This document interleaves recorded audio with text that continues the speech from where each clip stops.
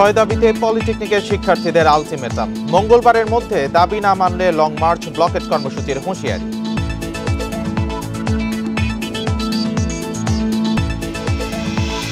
চট্টগ্রামের বায়েজিদে সিএনজি অটোরিকশায় আগুনে 2 নারী দগ্ধ। গাড়িতে ককটেল নিক্ষেপের দাবি চালকের।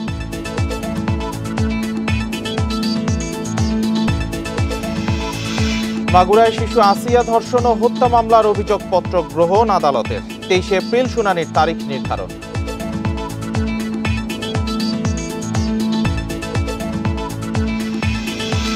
চার দিনে উদ্ধার হয়নি চট্টগ্রাম বিশ্ববিদ্যালয়ের অপহৃত 5 শিক্ষার্থী। খাগড়াছড়িতে যৌথ বাহিনীর অভিযান।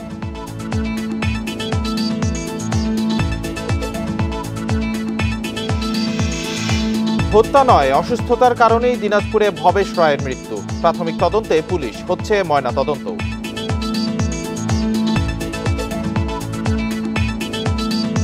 বান্ডেল থাকলে প্রতি সেনমানিতে টাকা বাঁচবে। বিকাশ সেনমানি বান্ডেল কিনে জিতুন প্রতি লেনদেনে। স্বাগত সমগ্র বাংলাদেশে, আপনাদের সাথে আছে আমি রাকিব আহমেদ। এতক্ষণ শিরোনামগুলো জানাচ্ছিলাম, এবার জানাবো পুরো খবর।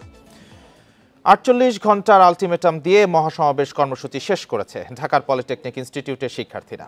মঙ্গলবার দুপুর 12টার মধ্যে দাবি না মানলে লং মার্চ কিংবা বাংলা ব্লকেডের মতো কর্মসূচির হুঁশিয়ারি দিয়েছেন তারা। রোববার দুপুর 12টার দিকে আগারগাঁওয়ে মহিলা পলিটেকনিক ইনস্টিটিউটের সামনের সড়কে জড়ো হন শিক্ষার্থীরা। সেখানে প্রায় 1.5 ঘন্টা তারা অবস্থান কর্মসূচি পালন করেন। তাদের সাথে যোগ দেয় পলিটেকনিকের সাবেক শিক্ষার্থীরা। এ সময় তারা বিভিন্ন দাবি তুলে ধরেন। সরকার তাদের দাবি মেনে না নেওয়ায় বাধ্য হয়ে আন্দোলনে নামতে হচ্ছে। এতে শিক্ষা কার্যক্রম ব্যাহত হচ্ছে বলেও জানান শিক্ষার্থীরা। বলেন, যতদিন দাবি মেনে না নেওয়া হয় ততদিন ক্লাস পরীক্ষা থেকে বিরত থাকবেন তারা। 48 ঘন্টা সময় বেঁধে দিয়েছি। 48 ঘন্টার মধ্যে আমরা দৃশ্যমান পদক্ষেপ চাই। তা না হলে কঠোর থেকে কঠোর কর্মসূচির দিকে যাব। মৌখিক বা আমরা কোনো লিখিত কোনো আশ্বাস পাই নাই। দেখেন, আমরা হচ্ছে স্টুডেন্ট, আমরা বিগত 8 মাস যাবত আন্দোলন করতেছি। আমাদের পড়াশোনার ক্ষতি হচ্ছে। আমরা চাই যে আমাদের প্রতিষ্ঠানে ফিরে যাইতে।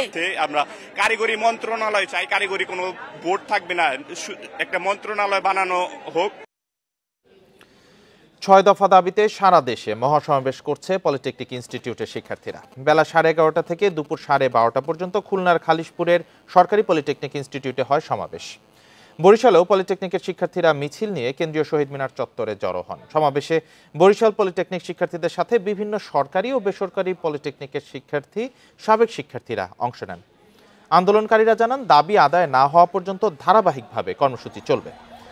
এদিকে বগুড়া, লক্ষ্মীপুর, জামালপুর, সিলেট, নওগাঁতেও মহাসমাবেশ ও প্রতিবাদ কর্মসূচি পালন করেছেন পলিটেকনিক শিক্ষার্থীরা। ঘণ্টাব্যাপী বিক্ষোভের পর তাদের মিছিল শহরের প্রধান সড়ক ঘুরে আসে।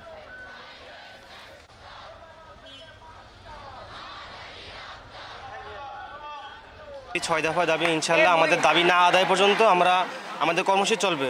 জেলা প্রশাসক দিছে বহুতবার, এখন তারপরে এটা বাস্তবায়নে কোনো আমরা ফল পাই নাই। তার জন্য তো আমাদের এই কঠোর কর্মসূচি, যতদিন যাবে কর্মসূচি তত কঠোর ঘোষণা হবে। যদি আমাদেরকে আজকের পরেও যদি আমাদের এই 6 দফা দাবি বাস্তবায়ন না করা হয়, তাহলে আমরা এর থেকে কঠোর আন্দোলনে নামবো ইনশাল্লাহ। চট্টগ্রামের বায়েজিদে সিএনজি চালিত অটোরিকশায় আগুনে 2 নারী দগ্ধ হয়েছেন। ভোর 5টার দিকে আতুরার ডিপোর চামড়ার গুদামের সামনে এই ঘটনা ঘটে। তবে অটো চালকের দাবি, গাড়িতে ককটেল নিক্ষেপ করা হয়েছে। আহতরা হলেন রাউজান পৌরসভার শান্তিনগর এলাকার লাইলা বেগম এবং জালালিহাট এলাকার ঝর্ণা বেগম।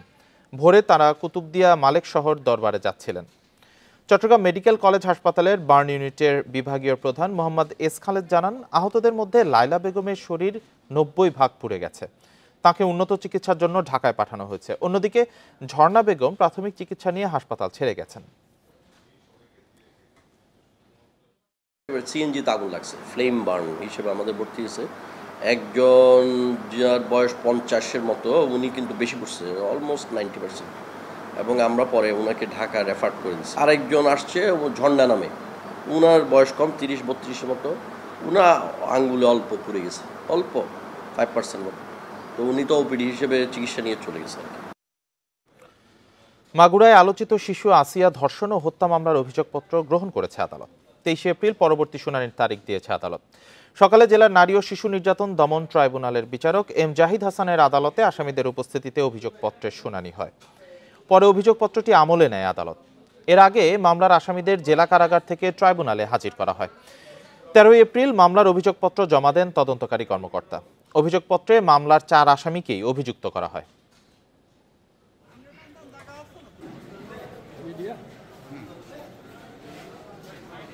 আগামী 23/4/2025 তারিখে এই মামলার চার্জ শুনানির জন্য দিন ধার্য করেছেন।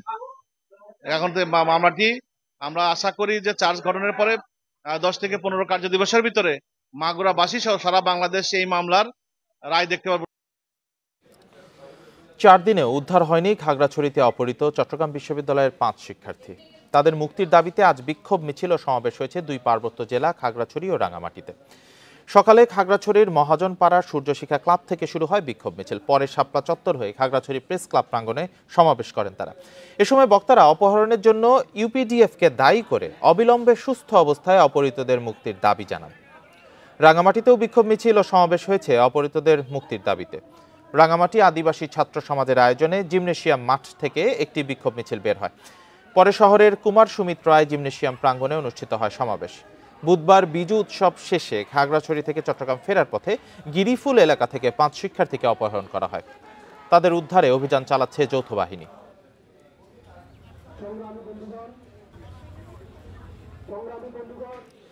দিনাজপুরের হিন্দু নেতা ভবেশচন্দ্র রায়কে হত্যা করা হয়নি, অসুস্থতাজনিত কারণে তার মৃত্যু হয় বলে প্রাথমিক তদন্ত শেষে জানিয়েছে পুলিশ। তবে পরিবারের পক্ষ থেকে মৃত্যুর ঘটনার রহস্যজনক দাবি করায় তার মরদেহের ময়নাতদন্ত করা হচ্ছে। এদিকে ভারত সরকার ভবেশের মৃত্যুকে হিন্দু নির্যাতন হিসেবে দাবি করায় 2 প্রতিবেশী দেশের সম্পর্কে ফের টানাপোড়েন তৈরি হয়েছে।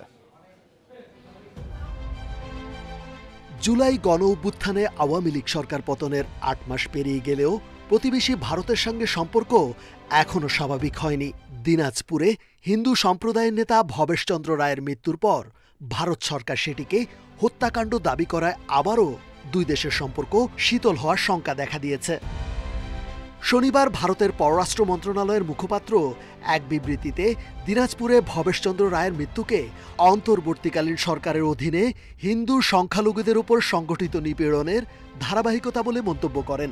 সামাজিক মাধ্যমে এক্সে বিবৃতিতে রণধীর জাসওয়াল বাংলাদেশে হিন্দু সংখ্যালঘু নেতা শ্রী ভবেশচন্দ্র রায়কে অপহরণ ও নির্মমভাবে হত্যার অভিযোগ করে উদ্বেগ জানান।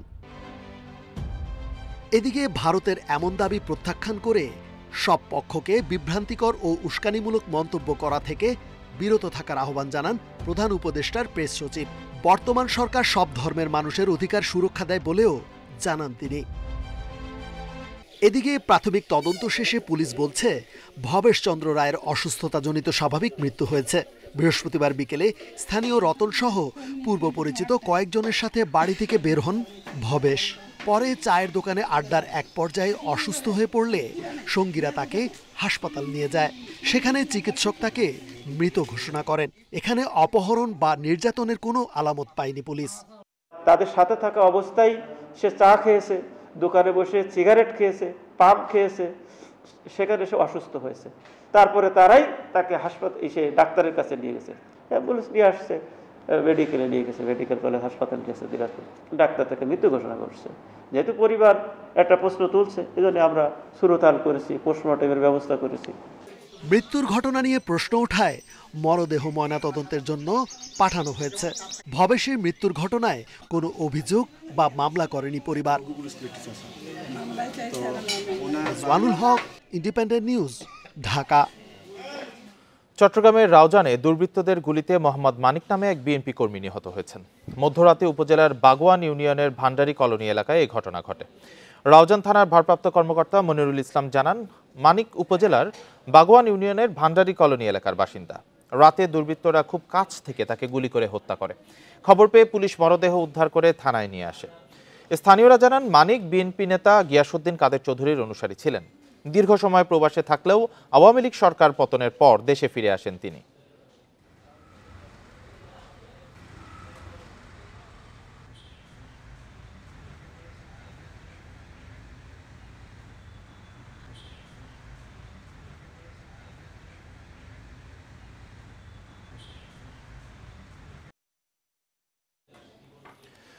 ভবেশচন্দ্র রায়ের মৃত্যুর বিষয়ে আরো জানাতে আমাদের সাথে যুক্ত হয়েছেন সহকর্মী ASM আলমগীর। আলমগীর, পুলিশ তো প্রাথমিক তদন্তে বলছে স্বাভাবিক মৃত্যু, পরিবার যদিও বলছে রহস্যজনক। ময়নাতদন্তর প্রতিবেদন কবে বা কখন পাওয়া যেতে পারে?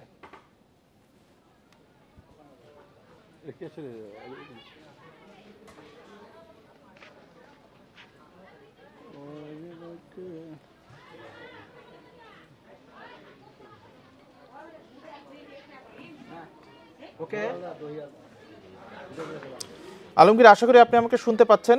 এই মৃত্যুর বিষয়ে এখন স্বজনরা কি বলছেন? প্রাথমিকভাবে পুলিশ তো বলছেন যে এটি স্বাভাবিক মৃত্যু, স্বজনরা কি বলছেন?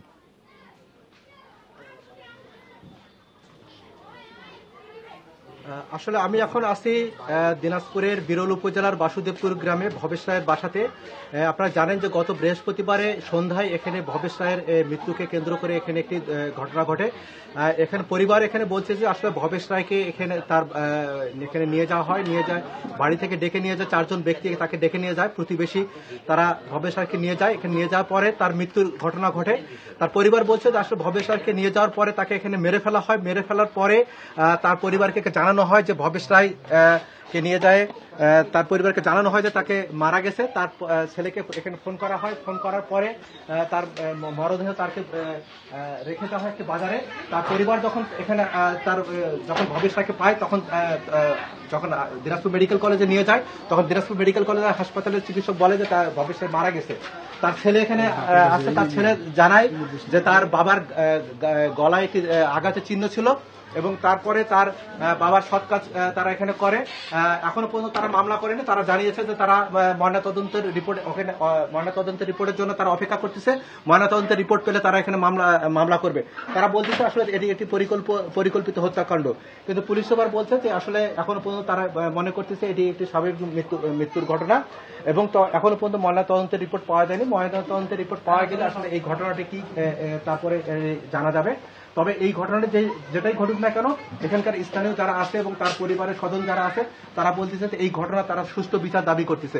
তার স্বজনরা বলতেছে তার ভবেশ রায় ছিল একটি স্বাভাবিক ব্যক্তি।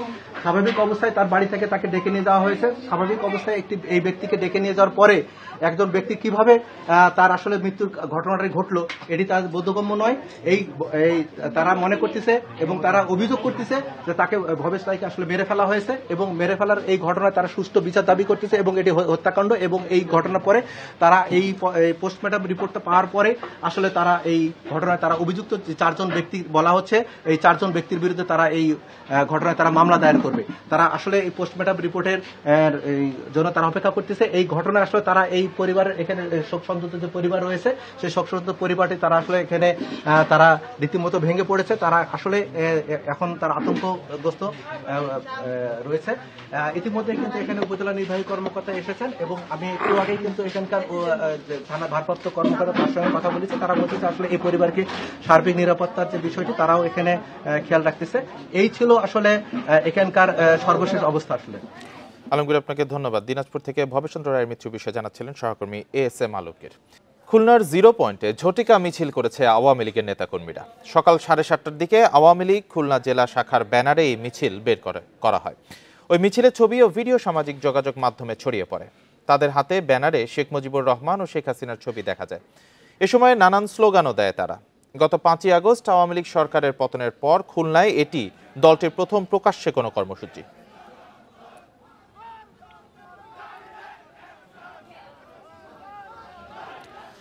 আশুলিয়ায় আধিপত্য বিস্তারে গুলি করে আতঙ্ক সৃষ্টির অভিযোগে জিয়া দেওয়ান নামে একজনকে গ্রেপ্তার করেছে গোয়েন্দা পুলিশ। এ সময় তার কাছ থেকে বিদেশি পিস্তল জব্দ করা হয়েছে।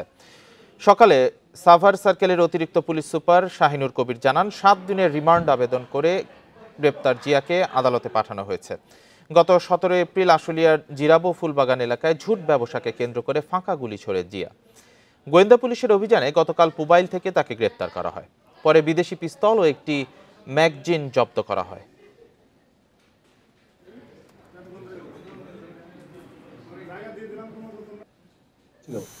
গুলিটা করেছিল সেই পিস্তলটা কোথায় রেখেছে। তারপরে এক পর্যায়ে সে স্বীকার করে যে তার ওখানে যে পারিবারিক কবরস্থান আছে, কবরস্থানের পাশে একটা কলা গাছ আছে, কলা গাছের নিচে ওটা রাখা আছে। একটা ম্যাগাজিনও উদ্ধার করা হয় এবং পিস্তলটা হলো made in USA, only supply only for army. বকেয়া বেতন ভাতা পরিশোধ সহ 9 দফা দাবিতে গাজীপুরের হোতাপাড়ায় ফুয়াং ফুডস কারখানা শ্রমিকরা বিক্ষোভ ও মানববন্ধন করেছে। দুপুরে কারখানার সামনে কর্মসূচিতে শ্রমিকরা জানান গত ফেব্রুয়ারি, মার্চ এবং চলতি মাসের বেতন তারা এখনো পাননি। এছাড়া কারখানা কর্তৃপক্ষ 7 শ্রমিক এবং 5 জন স্টাফকে কারখানায় প্রবেশে নিষেধাজ্ঞা এবং 242 জন শ্রমিককে ছাঁটাই করেছে। মানববন্ধন শেষে কারখানা ফটকের সামনে সংবাদ সম্মেলন করেন আন্দোলনরত শ্রমিকরা। পরে সংবাদ সম্মেলনে লিখিত বক্তব্যে কারখানার সহকারী প্রকৌশলী মাহবুব জামান নাহিদ জানান, 3 মাসের বকেয়া বেতন ভাতা না পেয়ে শ্রমিকরা মানবেতর জীবনযাপন করছে।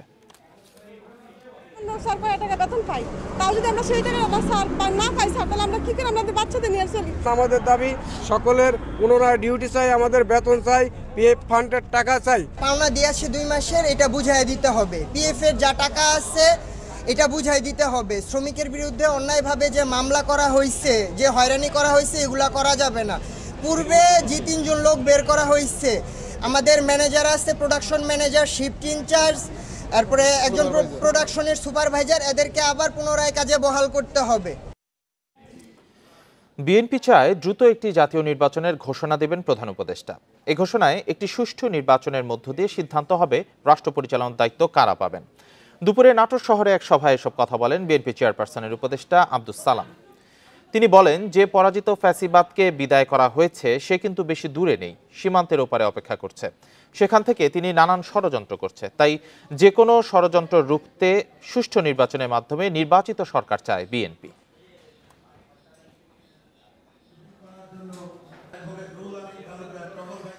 সাভারের আশুলিয়ায় পারিবারিক কলহের জেরে স্ত্রী নুরানী আক্তারকে হত্যার পর কাপড় দিয়ে পেঁচিয়ে আগুন লাগিয়ে পালিয়ে যাওয়ার অভিযোগ উঠেছে স্বামী শাহিন খন্দকারের বিরুদ্ধে। ভোরে আশুলিয়ার টঙ্গাবাড়ি এলাকার কালাম মাতবরের ভাড়া বাড়িতে এই ঘটনা ঘটে। নিহত নুরানী আক্তার একটি বেসরকারি কারখানার কর্মী ছিলেন এবং স্বামী শাহিন খন্দকার পিকআপ চালক। পুলিশ জানিয়েছে, ভোরে শাহিন তার স্ত্রীকে হত্যার পর মরদেহ কাপড় দিয়ে জড়িয়ে আগুন দিয়ে পালিয়ে যায়। এ সময় প্রতিবেশীরা আগুন দেখে তাৎক্ষণিকভাবে তা নিভিয়ে পুলিশকে খবর দেয়। পরে ঘটনাস্থলে গিয়ে মরদেহ উদ্ধার করে শহীদ সোহরাওয়ার্দী মেডিকেল কলেজ হাসপাতালের মর্গে পাঠানো হয়। এই ঘটনায় মামলা দায়েরের পাশাপাশি পলাতক শাহিনকে আটকে অভিযান চলছে।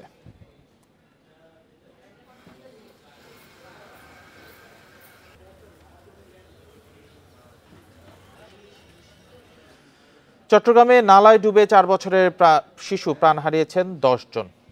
এর মধ্যে 5 জনই শিশু। অরক্ষিত খাল নালায় পড়ে মৃত্যুর ঘটনা বাড়লেও সেবা সংস্থাগুলো প্রয়োজনীয় ব্যবস্থা নিচ্ছে না বলে অভিযোগ নগরবাসীর। তারা বলছেন, সমন্বয় ছাড়াই রাস্তা ও ড্রেন খোঁড়াখুঁড়ি এবং সিটি কর্পোরেশনের তদারকির অভাবে ঘটছে প্রাণহানি। শুক্রবার চট্টগ্রামের চকবাজারে নালায় রিকশা উল্টে মায়ের কোল থেকে ছিটকে খালে পড়ে যায় 6 মাস বয়সী শিশু সেহেরিস। 14 ঘন্টা পর পাওয়া যায় তার মরদেহ। সেহেরিসই প্রথম নয়। বন্দরনগরীর উন্মুক্ত খাল ও নালায় পড়ে 2021 সাল থেকে এ পর্যন্ত প্রাণ গেছে 9 জনের। আর এখনও সন্ধান মেলেনি 4 বছর আগে নিখোঁজ হওয়া 50 ঊর্ধ্ব সালেহ আহমদের। গত 1 দশক ধরে নগরীতে জলাবদ্ধতা কমাতে সিডিআর প্রকল্প চলছে। নানা প্রকল্পের কাটাকাটি আর সিটি কর্পোরেশনের যথাযথ তদারকি না থাকায় কমছে না এমন দুর্ঘটনা। আর্মিরা যেভাবে দেওয়াল দিচ্ছে নালার পাশে, এরকম যদি চতুর্থ দিকে দিয়ে দেয় তাহলে দুর্ঘটনা আর ঘটবে না। ময়লা হয়ে যায়, এগুলো ময়লা পরিষ্কার করতে পারে না ঠিক মতন, গাড়ি ঢুকতে পারে না, ঢোকার জায়গা নাই, এই জন্য এই দুর্ঘটনাগুলো ঘটে। সমন্বয়হীনতার কথা স্বীকার করেন সিটি মেয়রও। বলেন, দুর্ঘটনার পর কিছুদিন নিরাপত্তা বেষ্টনী দেওয়া হলেও পরে তদারকি করে না কোনো সংস্থাই। আজকে যদি সিটি গভর্নমেন্ট থাকতো, আমি যদি প্রধান থাকতাম, সমস্ত সেবা প্রদানকারী সংস্থা আমি যেটা বলতাম সেটা শুনতো। যেটা আমি এখনো কিছুটা সমস্যার মধ্যে, সেটা কোঅর্ডিনেশনের কিছু অভাব আছে বলে আমি মনে করি। এটার জন্য কোঅর্ডিনেশন ইজ ভেরি ইম্পর্টেন্ট। এটার জন্য রাষ্ট্রীয় city government is very important. নাগরিক সমাজের অভিযোগ, সেবা সংস্থাগুলোর কোনো দায়বদ্ধতা না থাকায় কাটছে না দুর্ভোগ। মেগা প্রকল্পের কাজ বছরের পর বছর ঝুলে থাকায় বাড়ছে ভোগান্তি। চট্টগ্রামের উন্নয়নের ক্ষেত্রে যে মেগা প্রজেক্টগুলো, সেইগুলো ঠিক সময়ে বাস্তবায়িত না হওয়ার কারণে এটাতে খরচ বেড়েছে, সময় বেড়েছে, মানুষের ভোগান্তি বেড়েছে এবং অবকাঠামোগত ব্যয়ও বেড়েছে। মেগা প্রজেক্টে বা প্রকল্পগুলোতে যারা দায়িত্বে আছেন তাদেরকে জবাবদিহিতার আওতায় আনবেন। চট্টগ্রাম নগরীতে খাল ও নালা রয়েছে 1137 কিলোমিটার। এর মধ্যে প্রায় 19 কিলোমিটারে নেই কোনো নিরাপত্তা বেষ্টনী, আর উন্মুক্ত নালা রয়েছে 5527টি স্থানে। আলমগীর সবুজ, ইন্ডিপেন্ডেন্ট নিউজ, চট্টগ্রাম। ময়মনসিংহের ফুলবাড়িয়ায় সালিশে না যাওয়ায় বাবা ছেলেকে পিটিয়ে ও কুপিয়ে হত্যার ঘটনায় এলাকায় থমথমে পরিস্থিতি। গ্রেপ্তার আতঙ্কে বাড়ি ছাড়া কয়েকশো মানুষ। ওই এলাকায় বেড়েছে আইনশৃঙ্খলা বাহিনীর তৎপরতা। চুরিসহ নানা অভিযোগে গত ১৩ এপ্রিল ফুলবাড়িয়া উপজেলার নাওগাঁও ইউনিয়নের পশ্চিমপাড়ার আব্দুল গফুর ও তার ছেলে মেহেদী হাসানকে ডাকা হয় সালিশ বৈঠকে। তাদের বিরুদ্ধে মারামারি ও মাদকের ৪টি মামলা রয়েছে। কিন্তু নির্ধারিত সময়ের পরও তারা হাজির না হয় ঝগড়া শুরু হয় দুপক্ষের। পরে গফুর ও মেহেদী ঘর থেকে বের হলে তাদের পিটিয়ে ও কুপিয়ে আহত করা হয়। হাসপাতালে নেয়ার পথে মারা যান তারা। এক পর্যায়ে কয়েকটি বাড়ি ও একটি মাজারে ভাঙচুর চালায় এবং আগুন দেয় উত্তেজিত জনতা। আর যেভাবে মারলো আমি কি এখন ফাঁসি যাইতাম না, আর আমার 3টা মেয়ে আছে, এখন ভবিষ্যৎ কি হবে? হত্যার ঘটনায় ৮২ জনের বিরুদ্ধে মামলা করেছেন গফুরের স্ত্রী। এদিকে অনেকে ঘটনাস্থলেও না থাকলে তাদের আসামি করা হয়েছে বলে অভিযোগ ওঠে।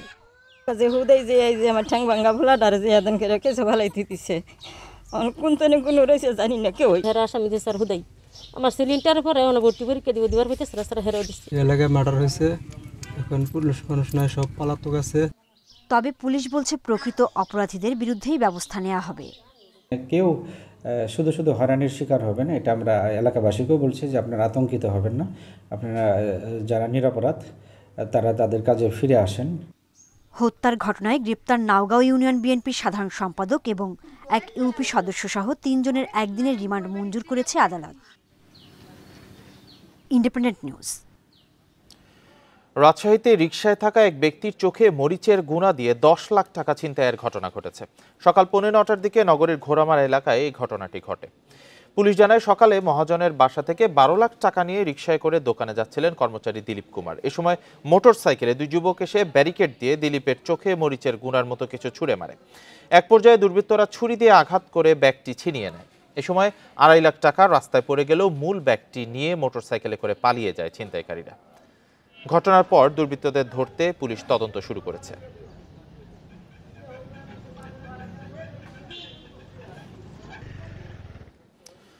চাঁদপুর মতলব উত্তরে ভীমরুলের কামড়ে সালামত উল্লাহ মিয়াজি নামে এক ব্যক্তি মারা গেছেন। আহত হয়েছে তার স্ত্রী, মেয়ে ও জামাতা। শনিবার রাতে হাসপাতালে চিকিৎসাধীন অবস্থায় তিনি মারা যান। স্থানীয়রা জানিয়েছে শুক্রবার দুপুরে সালামত উল্লাহ এবং তার স্ত্রী দক্ষিণ দুর্গাপুর থেকে মেয়ের শ্বশুর বাড়ি যান। ঘসিরচর ঘোষ বাড়ির কাজ দিয়ে যাবার সময় হঠাৎ ভীমরুল তাদের উপর আক্রমণ করে। খবর পেয়ে তার মেয়ে ও জামাতা উদ্ধার করতে গেলে তারাও আহত হন। পরে স্থানীয়রা তাদের উদ্ধার করে মতলব উত্তর উপজেলা স্বাস্থ্য কমপ্লেক্সে নিয়ে যায়। উন্নত চিকিৎসার জন্য তাদের ঢাকা বারডেম হাসপাতালে পাঠানো হলে চিকিৎসাধীন অবস্থায় সালামত উল্লাহ মারা যান।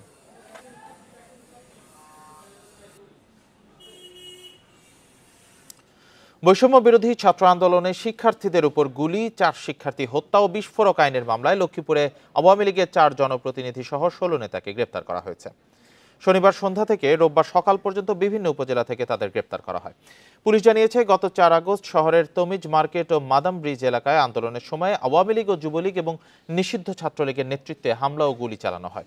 এ সময় গুলিতে সাদ আল আফনান, কাউসার হোসেন বিজয়, সাব্বির হোসেন ও ওসমান গনি নামে 4 শিক্ষার্থী মারা যান। এছাড়া 200-র বেশি শিক্ষার্থী গুলিবিদ্ধ হন।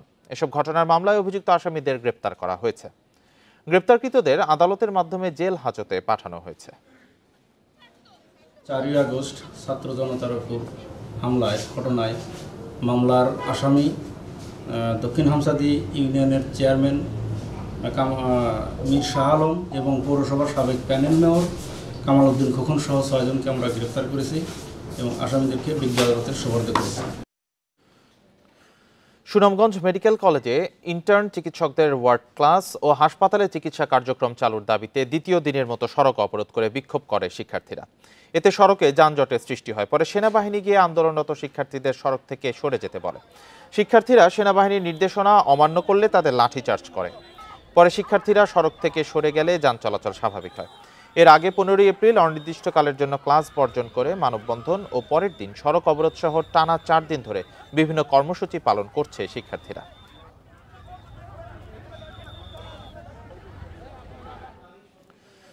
বিএনপির 2 পক্ষের পাল্টাপাল্টি কর্মসূচি ঘিরে শরীয়তপুরের নড়িয়া পৌর এলাকায় 144 ধারা জারি করেছে উপজেলা প্রশাসন। সকাল 10টা থেকে রাত 11টা পর্যন্ত তা বলবৎ থাকবে। স্থানীয়রা জানায় নড়িয়া বাঁধে 10 কোটি ঘনফুট বালু নিলামে দেয় উপজেলা প্রশাসন। এ নিয়ে কয়েকদিন ধরে উপজেলা বিএনপি সাধারণ সম্পাদক ফরিদ আহমেদ রয়েল ও কৃষক দলের কেন্দ্রীয় কমিটির সহসভাপতি অবসরপ্রাপ্ত কর্নেল SM ফয়সালের বিরোধ চলছিল। এর জেরে আজ দুপক্ষ একই জায়গায় পাল্টাপাল্টি কর্মসূচি দিলে অপ্রীতিকর ঘটনা এড়াতে 144 ধারা জারি করা হয়।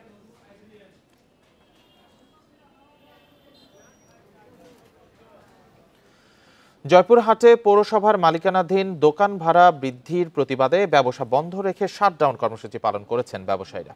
সকাল থেকে দোকান বন্ধ রেখে প্রায় 500 দোকান মালিক এ কর্মসূচি পালন করেন। এ সময় তারা শহরে খণ্ড খণ্ড মিছিল বের করে জেলা প্রশাসকের কার্যালয়ের সামনে অবস্থান নেন। সেখানে এক সংক্ষিপ্ত সমাবেশে বক্তারা বলেন, পৌরসভা নিয়ন্ত্রণাধীন মার্কেটগুলোর ভাড়া ছিল প্রতি স্কয়ার ফিট 5.5 টাকা। সম্প্রতি পৌর কর্তৃপক্ষ হঠাৎ 4 থেকে 5 গুণ ভাড়া বাড়িয়েছে দোকানের। এর জেরে যৌক্তিক ভাড়া নির্ধারণের দাবির জন্য আন্দোলনে নেমেছেন তারা। দাবি না মানা পর্যন্ত প্রতিদিন সকাল থেকে দুপুর 2টা পর্যন্ত এই শাটডাউন কর্মসূচি চলবে বলে জানান আন্দোলনকারীরা। আমাদের দাবি আর 2 টাকার জায়গায় 3 টাকা বাড়ুক, 2 টাকা বাড়ায়নি 3 টাকা বাড়ুক, 5 টাকার জায়গায় 8 টাকা হবে, 7 টাকার জায়গায় 9 টাকা হবে, এই 7 টাকার জায়গায় 10 টাকা হতে পারে, এই দাবি আমরা করতেছি। 3 টাকা যৌক্তিক দাবি, সেখানে আমাদের দাবি করছে 5 টাকার জায়গায় 35 টাকা, 5 টাকার জায়গায় 25 টাকা। দুদকের চেয়ারম্যান ডক্টর মোহাম্মদ আব্দুল মোমেন বলেছেন, কুপ্রবৃত্তি দমন করতে পারলে দুর্নীতি দমন কমিশনের প্রয়োজন হতো না। নীলফামারীতে দুদকের গণশুনানিতে এসব কথা বলেন তিনি। সকালে জেলা শিল্পকলা একাডেমি মিলনায়তনে এই গণশুনানি অনুষ্ঠিত হয়। এ সময় সেবা বঞ্চিত সংক্ষুব্ধ জনসাধারণ তাদের অভিযোগসমূহ কমিশনের সামনে তুলে ধরেন। সবার অভিযোগ শোনার পর দুদক চেয়ারম্যান বলেন, সবাই ন্যায় বিচার চাইলেও আমরা নিজেদের মধ্যে এক ধরনের কুপ্রবৃত্তি লালন করি। এই কুপ্রবৃত্তি দমন করতে পারলে দুর্নীতি দমন কমিশনের প্রয়োজন হতো না, আর যে ধরনের সমস্যার কথা বলি তা এমনিতেই সমাধান হয়ে যেত।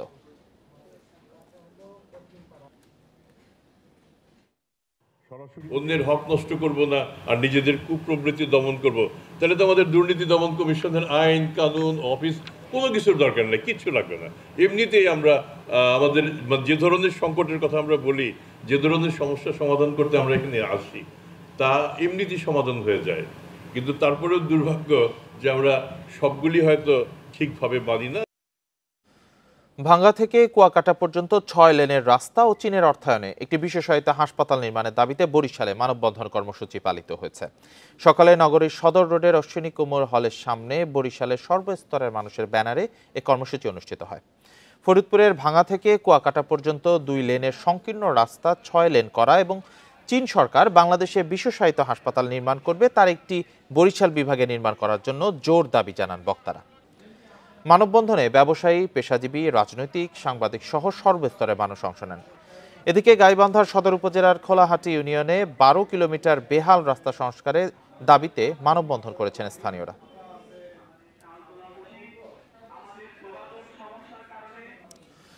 দিনাজপুরে কৃষি মোবাইল অ্যাপ ও ক্রপ জোনিং সিস্টেম বিষয়ক কর্মশালা অনুষ্ঠিত হয়েছে। সকালে জেলা সদরের খামার বাড়িতে এর আয়োজন করে বাংলাদেশ কৃষি গবেষণা কাউন্সিল। কর্মশালায় বক্তারা জানিয়েছেন, এই অ্যাপ ব্যবহারের মাধ্যমে কৃষক সহজেই তার জমির ধরন, সারের পরিমাণ ও উৎপাদিত ফসল সম্পর্কে সঠিক ধারণা পাবে। এতে করে কৃষকরা উদ্বৃত্ত খরচ থেকে সাশ্রয়ী হয়ে লাভবান হবেন বলেও জানান তারা।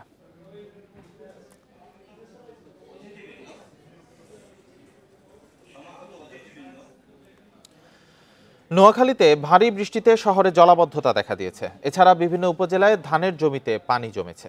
সকাল 9টা পর্যন্ত গত 24 ঘন্টায় 120 মিলিমিটার বৃষ্টিপাত রেকর্ড করা হয়েছে এই জেলায়। সদর, বেগমগঞ্জ, সুবর্ণচর ও কবিরহাট উপজেলার বিভিন্ন স্থানে গতকাল রাত থেকে সকাল পর্যন্ত একটানা বৃষ্টি হয়। ড্রেনেজ ব্যবস্থা উন্নত না হওয়ায় মাইজদিতে বিভিন্ন স্থানে দেখা দিয়েছে জলাবদ্ধতা সমস্যা। ভারী বৃষ্টিতে বোরো ধানের ফসলি জমিতে পানি জমে গেছে, যার কারণে পাকা ধান কাটা, মাড়াই দেওয়া ও ঘরে তোলা নিয়ে বিপাকে পড়েন কৃষক। অনেক জায়গায় বৃষ্টি ও ঝোড়ো বাতাসে পাকা এবং আধা পাকা বোরো ধান হেলে পড়েছে। ক্ষতিগ্রস্ত জমি নিয়ে দুশ্চিন্তায় কৃষক। ধান দাইতে পারতেছি না পানির জন্য, এবং বৃষ্টি হইয়া আমাদের ধান পানির তলে হয়ে গেছে, কিছু পানির মধ্যে আছে। বৃষ্টির কারণে মালিকের ধান কাটতে পারতেছে না, আমরাও লইতে পারছি না। আমরা 10-12 জন মানুষ এখন বেকার করতেছি। পৌরসভার যে ড্রেনেজ ব্যবস্থাগুলা, এগুলা যেইটুকুই আছে, কিন্তু প্রত্যেকটা ড্রেন ব্লক করা, একটা ড্রেনও পৌরসভা কর্তৃক পরিষ্কার করা হয় না। আর এই ছিল সমগ্র বাংলাদেশের আয়োজনে। ইন্ডিপেন্ডেন্ট টেলিভিশনের সব খবর আরো বিস্তারিত জানতে চোখ রাখুন ফেসবুক, ইউটিউব ও এক্সে। এতক্ষণ যারা সাথে ছিলেন ধন্যবাদ সবাইকে।